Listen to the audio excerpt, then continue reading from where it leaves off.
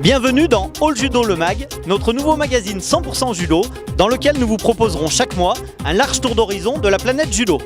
Vous voulez savoir ce que nous vous avons préparé? Voici le sommaire de All Judo le Mag. Le judo fait la fête lors de la Coupe de France par équipe minime. Les meilleurs juniors européens au tournoi de Lyon. Les adieux de Benjamin Darbelay. La grande interview avec Mathieu Bataille. J'ai eu une pression un peu de fou au début, quoi. Le best-of des combats du mois. Teddy Riner en route pour les mondiaux de Rio. Le meilleur gagne et puis tout de bon. Pour commencer, nous allons nous rendre à l'intérieur du Grand Dôme de Villebon-sur-Yvette, où avaient lieu les championnats de France par équipe senior. C'est parti! Tous les leaders du judo français étaient présents, à l'exception de Lucie d'Écosse, dont le club du Lagardère Paris Racing n'alignait pas d'équipe féminine. Teddy Riner, lui, était bien là, mais en raison de la pubalgie qui le handicape depuis plusieurs mois, il se contentait de donner de la voix, et plutôt fortement, pour encourager ses camarades du Levallois Sporting Club. Le staff de l'équipe de France s'était également donné rendez-vous pour assister au dernier grand rassemblement national de la saison. Le seul fait marquant des premiers tours était finalement l'élimination prématurée des filles de Levallois par les championnes de France en titre de Ponto Combo. Après avoir frappé un grand coup, les filles de Ponto Combo pouvaient rêver de conserver leur titre, mais c'était sans compter sur le RSC Champigny qui leur donnait la leçon en demi-finale sur le score de 4-1. Dominatrices depuis le début de la journée, les filles d'Audrey Larisa abordaient la finale avec un trou en moins de 63 kg, mais il en fallait plus pour arrêter les championnes d'Europe en titre, véritablement survoltées, qui n'allaient faire qu'une bouchée de la surprenante équipe de Maison-Alfort. La jeune Amélie Guillure mettait ses camarades sur orbite en battant Émilie Lafont. Marie Pasquet plaçait un haut autogaré d'école sur la championne de France Karine Berger, et c'est Émilie Andéol qui avait le plaisir de conclure face à Marjorie de Rose. Je suis contente, mais surtout pour le club, parce que au final ça fait depuis très très longtemps qu'il y a un groupe haut niveau, et là c'est la deuxième fois qu'on remporte le titre de championne de France. En plus cette année on avait gagné la Coupe d'Europe, donc très contente. Au final la boucle est bouclée pour cette année, championne d'Europe, championne de France, nickel. Super bonne année pour le club, donc c'est la folie. Chez les garçons, la grande interrogation venait de l'équipe de Levallois qui, privée de Teddy Riner et de Dimitri Dragin, ne présentait pas cette année toutes les garanties pour décrocher son 6e titre national consécutif. Pourtant, on comprenait rapidement que le tenant du titre serait difficile à détrôner, Cyril Marais, le numéro 4 mondial des moins de 100 kg, assurant parfaitement l'intérim de Teddy Riner chez les lourds. Les judokas des Hauts-de-Seine faisaient le boulot et ils éliminaient Florac, Montreuil, Sucy et enfin l'ACBB en demi-finale sur le score de 3-2. Dans l'autre partie du tableau, Sainte-Geneviève, devant son public, faisait le spectacle et enflammait la salle. Même la demi-finale face à leurs rivaux essoniens de Chili-Mézarin était bouclée sans suspense sur le score de 4-1. Comme en 2011 et en 2012, Levallois et Sainte-Geneviève se retrouvaient donc en finale. Si David Larose donnait rapidement le premier point au rouge et blanc de Sainte-Jeune, Levallois allait s'imposer largement grâce aux victoires de ses internationaux Pierre Duprat, Alain Schmitt, Alexandre Edir et Cyril Marais qui dominaient Jean-Sébastien Bonvoisin dans le dernier combat. En 9 ans, 7 titres et 2 finales. Et là, ça en fait 6 d'affilée, donc ouais, fier. L'équipe est toujours là. Tout au long de la journée, ils se sont battus. Ils ont été chercher chaque victoire. Contre la CB, c'était très dur. Ils le savaient avant de monter.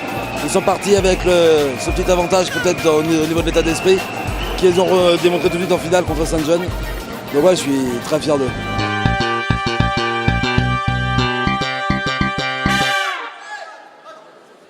Nous commençons notre top hippon du mois avec la jeune Blandine Pion, championne de France cadette, qui décroche le bronze des moins de 44 kg lors du tournoi de Lyon Junior face à Manon Urdial.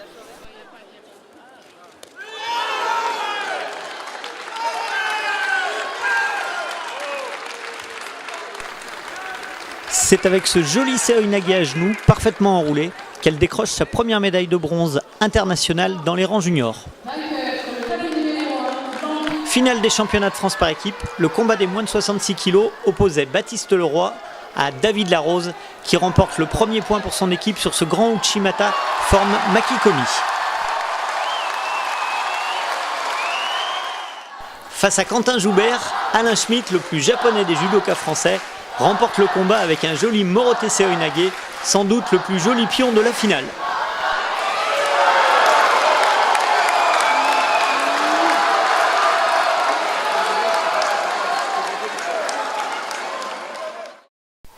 Dans le combat des lourds, c'est Cyril Marais qui trouve la clé face au médaillé européen Jean-Sébastien Bonvoisin sur une forme de ukiwaza qu'il maîtrise désormais parfaitement.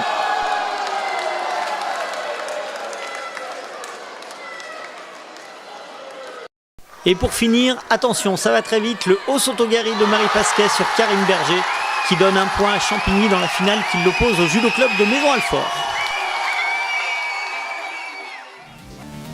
C'est au dernier moment, alors qu'il n'avait pas forcément prévu de combattre, que Benjamin Darbelay a été appelé par ses copains de Levallois pour disputer les championnats de France par équipe qui avaient lieu à Villebon-sur-Yvette au début du mois de juin. En moins de 81 kg, avec peu d'entraînement, celui que tout le monde surnomme Darbe a effectué son dernier tour de piste. On m'a un peu forcé la main, mais bon, ça m'a fait plaisir quand même de combattre avec eux. Et voilà, terminer sur une victoire, forcément ça fait plaisir. Surtout que voilà, on a vraiment un bon groupe dans l'équipe et voilà, ça fait plaisir de terminer avec des potes, quoi. Champion d'Europe, multimédaillé européen, présent sur les podiums des plus grands tournois internationaux, vice-champion olympique en moins de 66 kg en 2008 à Pékin, le natif de Brazay-en-Plaine restera certainement comme l'un des grands judokas français des années 2000. Moi j'ai été athlète, j'ai fait des compétitions avec David Douillet, j'ai connu Teddy Riner, voilà, j'ai connu Céline Mandelen, j'ai connu Lucie Decoste, enfin voilà, il y a un moment pour tout et voilà, moi j'ai fini et place aux jeunes maintenant. À 32 ans, après avoir foulé les tatamis du monde entier, Benjamin Darbelay raccroche le kimono sans regret. C'est un sport dur, donc là sur le fait, je suis à saturation, j'ai plus envie de m'entraîner, c'est trop dur. Mais après avec du recul, tu sais que voilà, j'ai vécu 15 ans d'équipe de France, c'était exceptionnel, on est des privilégiés je pense vraiment.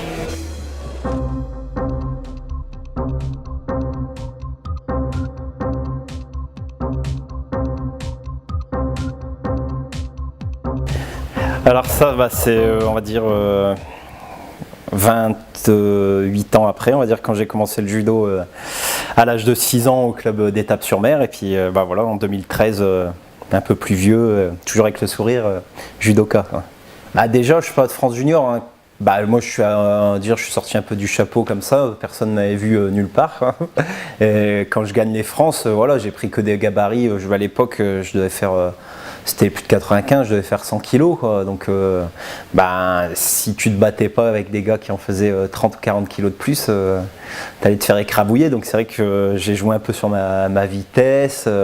Puis, comme j'avais l'habitude de m'entraîner moi avec des plus légers, donc la vitesse, je l'avais. Puis après, voilà, il fallait pas se faire attraper, quoi.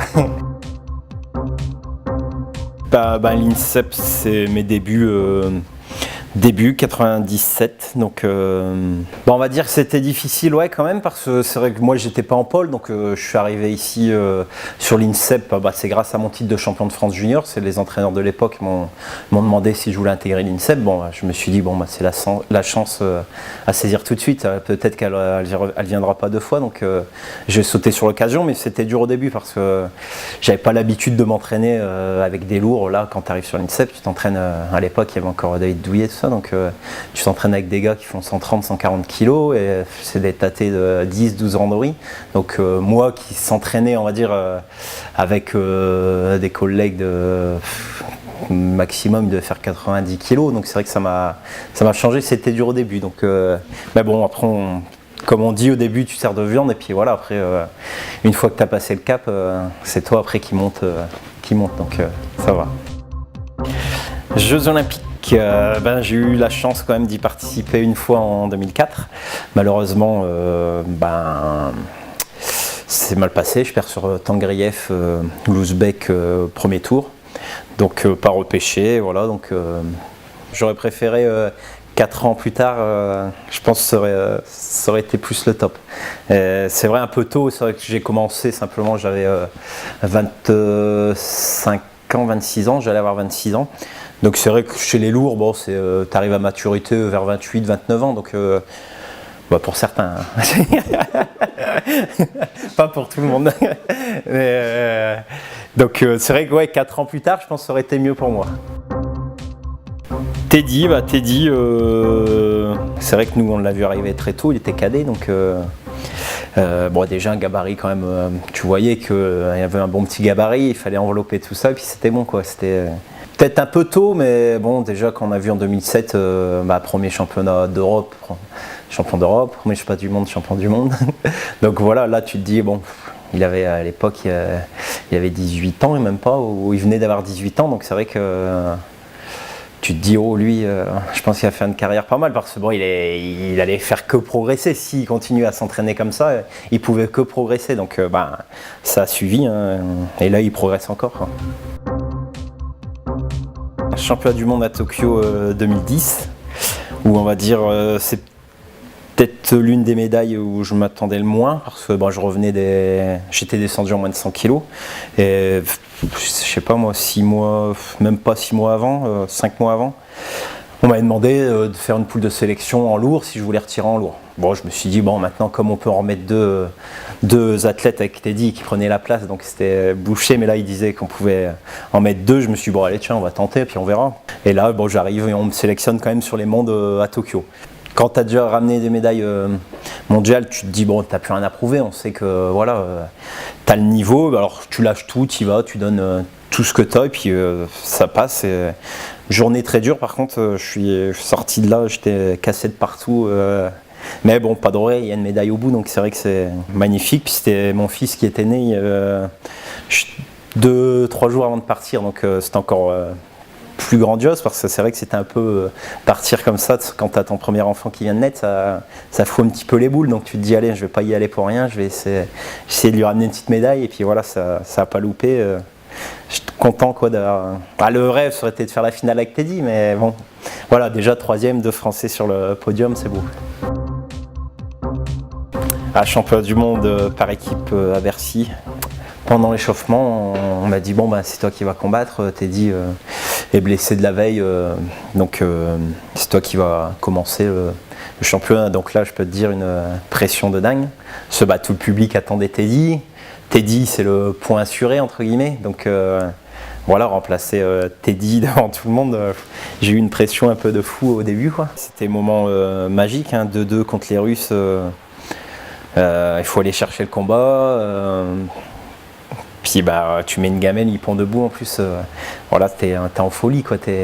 C'était magnifique, quoi. C'était vraiment, tu te surpasses, c'était beau, que ça soit en quart contre les Russes ou en demi contre les Japonais, ouais, c'était vraiment pas. Puis je pense que ouais, les spectateurs disaient, merde, 2-2, ça va être dur là, ça va être dur, bon, on est foutu, puis bon, boum, là tu claques, c'est parfait, quoi.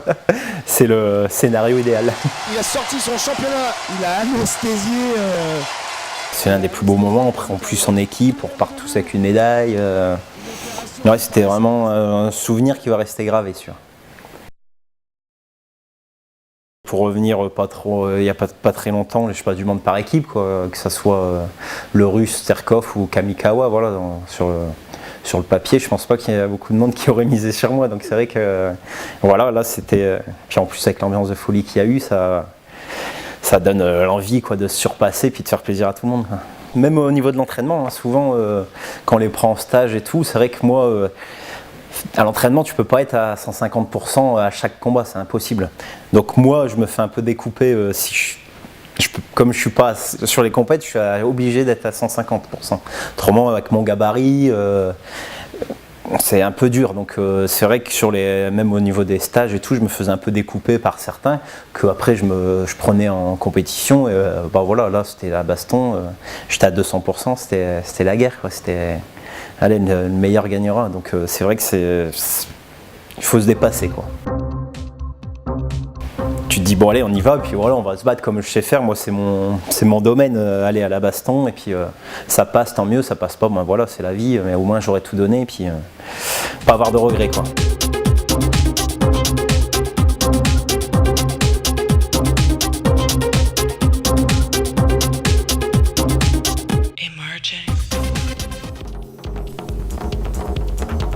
Les meilleurs juniors français, ainsi que leurs homologues étrangers, avaient rendez-vous les 11 et 12 mai dernier à l'Astrobal de Villeurbanne pour le tournoi de France junior.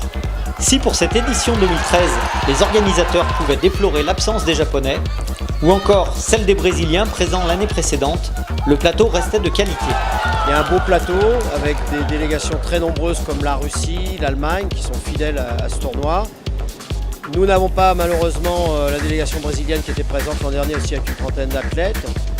En ce qui concerne les Japonais, bon, ils ont quelques difficultés un petit peu en interne actuellement et surtout au calendrier, la compétition est mal placée pour eux. Dans ce contexte, l'équipe de France réalise une bonne performance en terminant première nation avec 5 victoires et 23 médailles. Les filles ont brillé, profitant d'une opposition étrangère plus faible que chez les garçons. Vainqueur en moins de 78 kg, Madeleine Malonga a fait très bonne impression, son talent n'ayant pas échappé au Levallois SC, le club numéro 1 français, qui vient de l'enrôler pour la saison prochaine.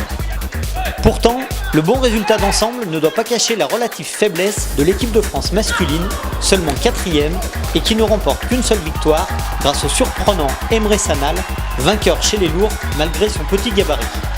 Les jeunes tricolores ont souffert de la comparaison avec leurs homologues russes, qui eux ont réalisé une véritable razzia en remportant 5 des 8 catégories et en étant présents sur cette finale.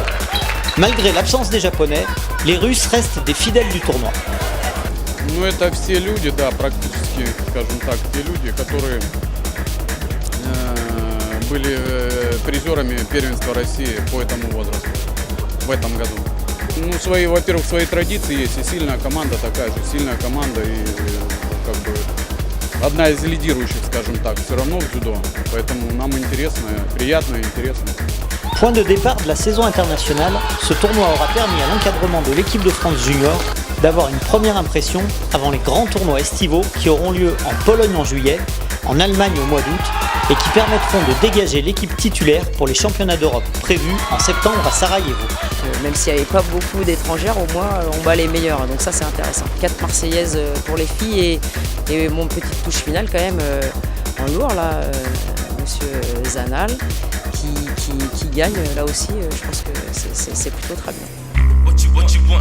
Si l'échéance brésilienne de 2016 est encore loin pour la plupart des sportifs de la planète, ce n'est pas tout à fait le cas pour les judokas français qui disputeront les prochains championnats du monde à Rio de Janeiro à la fin du mois d'août.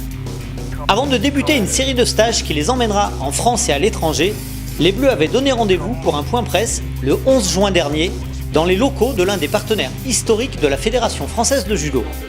Vainqueur du tournoi de Paris, 3e des derniers championnats d'Europe et numéro 1 mondial des moins de 66 kg pendant plusieurs semaines cet hiver, David Larose figurera parmi les favoris. J'attends d'être au moins aussi bon que sur ces dernières compètes, pouvoir être au moins aussi performant et aussi bien dans mon judo qu'à Paris et essayer d'aller décrocher une médaille mondiale et pourquoi pas le titre. En moins de 78 kg, la championne du monde 2011 Audrey Cheméo semble quant à elle retrouver le chemin de la grande forme après un début de saison compliqué. Ce que j'attends, j'espère être à la hauteur. Je serai à la hauteur parce que voilà, on va dire que les expériences du passé m'a forgé un peu mon caractère et mon mental.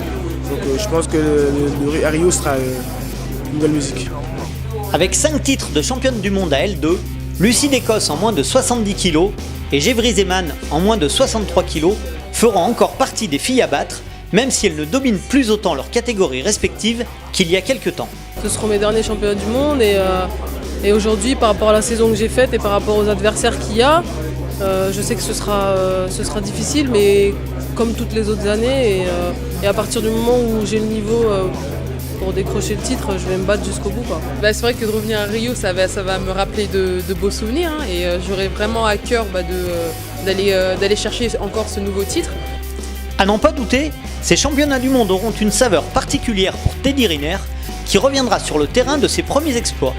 En effet, c'est à Rio, en 2007, qu'il était devenu le plus jeune champion du monde de l'histoire des poids lourds. Rio, la première fois que j'étais arrivé en 2007 pour ce championnat du monde, je trouvais que j'étais chez moi, je me sentais bien, j'avais tout pour réussir, quoi. Et quand je vais revenir, j'ai envie de me sentir chez moi, j'ai envie de me dire que l'histoire est écrite, j'ai envie de récidiver mes exploits passés. J'ai envie de briller là-bas parce que c'est un beau pays, c'est un tout qui fait qu'on peut que se sentir bien. Il devra tout de même se méfier du Brésilien Rafael Silva, numéro 2 mondial, et qui aura l'avantage d'évoluer à domicile dans une ambiance que l'on annonce surchauffée. Si on se rend compte que le meilleur gagne et puis tout de bon. Le point sur les classements mondiaux, Teddy Riner est toujours le leader incontesté des plus de 100 kg. Auton Pavia et Clarisse Agbenienou sont également numéro 1 dans leur catégorie respective des moins de 57 et des moins de 63 kg, une catégorie dans laquelle on retrouve Gévry Zeman à la 6e place. David Larose est 2e en moins de 66 kg après avoir été le leader de sa catégorie pendant plusieurs semaines. Peu présente sur les compétitions, Lucie d'Écosse rétrograde à la 3e position des moins de 70 kg. Une 3e position à laquelle on retrouve Audrey Cheméo en moins de 78 kg. Elle poursuit son mano à mano avec la championne d'Europe Lucie Bouette, désormais 5e. Enfin, à noter la 4e position de Cyril Marais qui obtient son meilleur classement en moins de 100 kg. Il y avait comme un air de fête aux abords du Grand Dôme de Villebon-sur-Yvette à l'occasion de la première Coupe de France minime qui s'est déroulée le samedi 8 juin. La première impression, c'est qu'il y a une très bonne ambiance, qu'on est bien dans l'esprit en fait, de ce qui était prévu au départ, c'est de faire une fête. Il sort de cette organisation une espèce de calme et de sérénité qui est super, qui correspond tout à fait à ce qu'on voulait faire. Loin de l'esprit de compétition, cette manifestation voulait donner l'occasion aux jeunes sélectionnés dans les équipes de département de découvrir toutes les facettes d'un grand rassemblement et d'échanger avec les hauts gradés qui avaient pour mission de les encadrer. Les 6e et 7e dan présents ont apprécié l'expérience. Très intéressant d'avoir des anciens et des jeunes. Une expérience à refaire et je dirais même à travailler encore. Je crois que c'est l'avenir. Si on continue comme ça, au niveau culture judo, on aura de bons résultats.